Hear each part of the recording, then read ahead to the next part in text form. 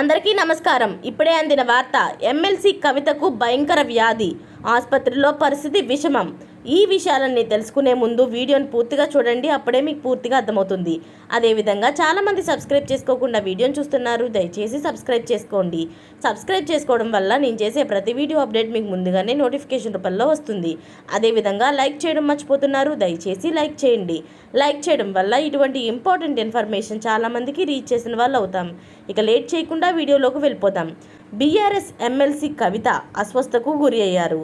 ఓ private ఆసుపత్రిలో చేరిన కవితకు డాక్టర్లు వైద్య పరీక్షలు నిర్వహించారు. మద్యం కేసులో తీహార్ జైల్లో ఉన్నప్పుడు కవిత తీవ్ర అనారోగ్యానికి గురయ్యారు.